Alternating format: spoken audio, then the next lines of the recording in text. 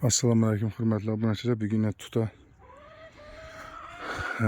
alma saptık. Alma saptık.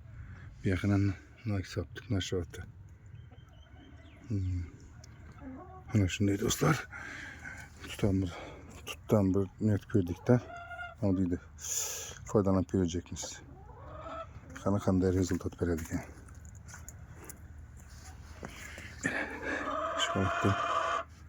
Şokolatı sapıp, bulay sürtüp, birine bir şakadan çıkardık. Son bir yandan birisini çıkardık. Aslında bu tuttu, yaxşı tuttu. Lakin şundan bir sap görecek bu oğlum. Yine o dedi. Görürken rezultatını kanday buladı. Xuda xalasa sizlere tutuşuna bu çıkarlarından, nert çıkargandan göstermem. Hava.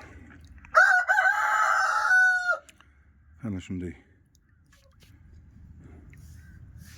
Yine yapımızdan su gelip yerlerini suvarıp acayip. Bu da kalası bakara niyet etmemiz, teyel etmemiz. Su zor acayip yaptırdı.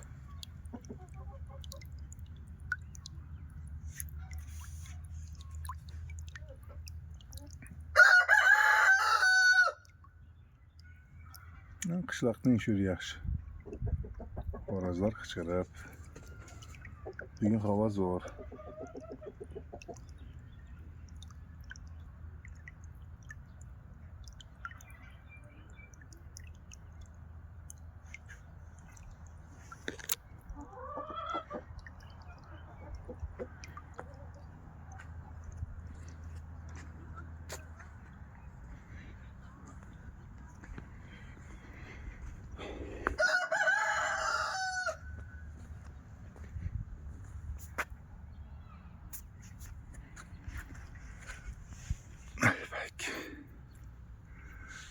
Naşotun hem teyine sap koyup muzanıyordan bir sapık var. Belki teyini götürüyormuş var. Çıkan. Nelçemiz hem sap koyup muzanıyor. Kesip.